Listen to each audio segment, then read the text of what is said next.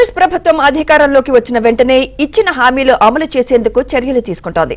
ప్రభుత్వం ఏర్పడిన 48 గంటల్లో 2 గ్యారంటీ స్కీమ్స్ అమలు చేసిన సర్కార్ ఇటీవల పేదలకు ఎంతగానో ఉపయోగపడే 500 రూపాయలకే గ్యాస్, 200 యూనిట్ల ఉచిత విద్యుత్ను అమలు చేసింది.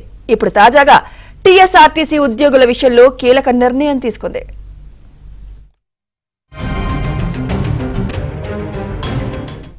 టీఎస్ఆర్టీసీ ఉద్యోగులకు ప్రభుత్వం శుభవార్త అందించింది. ఆర్టీసీ ఉద్యోగులకు పీఆర్సీ ప్రకటించింది. ఆర్టీసీ ఉద్యోగులకు 21% ఫిట్మెంట్ ఇవ్వాలని ప్రభుత్వం నిర్ణయం తీసుకుంది. జూన్ 1 నుంచి కొత్త ఫిట్మెంట్ అమల్లోకి వస్తుందని రవాణా శాఖ మంత్రి పొన్నం ప్రభాకర్ తెలిపారు. కొత్త ఫిట్మెంట్తో ఆర్టీసీకి నెలకు 35 కోట్ల రూపాయల భారం పడనుందని చెప్పారు. దీనివల్ల 53,071 మంది ఆర్టీసీ ఉద్యోగులకు ఆర్థిక ప్రయోజనం చేకూరుతుందని మంత్రి వెల్లడించారు.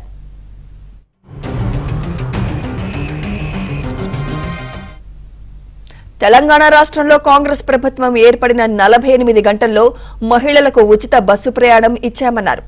ఎన్ని ఇబ్బందులున్నా ఆర్టీసీ ఉద్యోగులు, కార్మికులు మహాలక్ష్మి పథకం అమలుకు సిద్దమయ్యారని, విజయవంతం చేశారని మంత్రి కొనియాడారు. 3 నెలల్లో 25 కోట్ల మహిళలు ఇప్పటి వరకు ప్రయాణం చేశారన్నారు. అందుకు ఆర్టీసీ ఉద్యోగులు, కార్మికులకు కృతజ్ఞతలు తెలిపారు.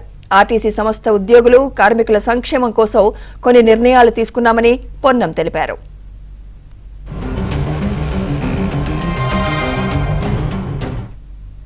గతంలో ప్రావిడెంట్ ఫండ్ ను వాడుకున్నారని, బాండ్స్ విషయంలో కొన్ని ఇబ్బందులు ఎదుర్కొన్నారన్నారు. ఇప్పుడు 2017 పీఆర్సీని పూర్తి స్థాయిలో ఇవ్వాలని అనుకుంటున్నట్లు చెప్పారు. ఆర్టీసీ నష్టాల నుంచి ప్రాఫిట్ ఓరియంటేషన్ వైపుగా వెళ్తున్నామని మంత్రి పొన్నం తెలిపారు. ఆర్టీసీ ఉద్యోగులు, కార్మికుల సంక్షేమమే లక్ష్యంగా పెట్టుకున్నామని ఆయన స్పష్టం చేశారు.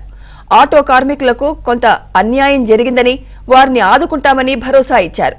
ప్రభుత్వ నిర్ణయంపై ఆర్టీసీ ఉద్యోగ సంఘాలు హర్షం వ్యక్తం చేస్తున్నాయి. మన దగ్గర నుంచి ఈ పీఆర్సీకి సంబంధించి చాలా కాలంగా 2016లో 2017లో 16% ఫిట్మెంట్ తో ఇచ్చిన తర్వాత ఇప్పటి వరకు దాదాపు 8 సంవత్సరాల నుంచి దాని మీద ఎటువంటి నిర్ణయం తీసుకోలేదు. అనేక రకాలుగా ఇబ్బందులు జరుగుతూ ఉన్నాయి.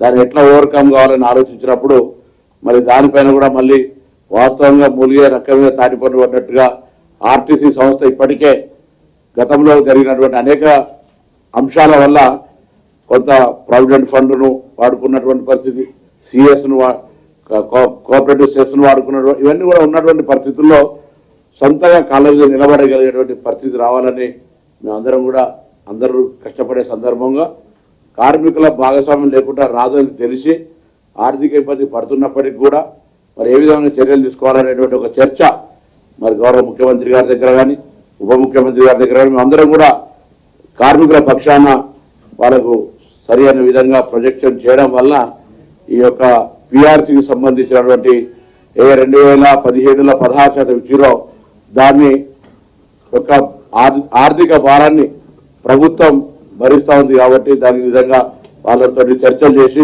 ఎక్కువ ఆలోచన, నాకు తీసుకునే వారికి ఎప్పుడైనా కూడా ఎక్కువ కావాలంటుంది, ఇచ్చే వాళ్ళకి అక్కడ ఉండబడేటువంటి పరిస్థితిని చూసి ఇవ్వాల్సి వస్తుంది. కాబట్టి దాన్ని బ్యాలెన్స్ చేయడానికి గురించి బాధ్యత ఉంది. వాళ్ళు ఎప్పుడు మేము ఇప్పుడు ఇంతకు చెప్పినాం, ఇంత పెద్ద కార్యక్రమాలు సక్సెస్ కావాలంటే వాళ్ళ భాగస్వామ్యం కావాలన్నప్పుడు ఇది తప్పకుండా వాళ్ళందరూ కూడా సంతోషపడతారు.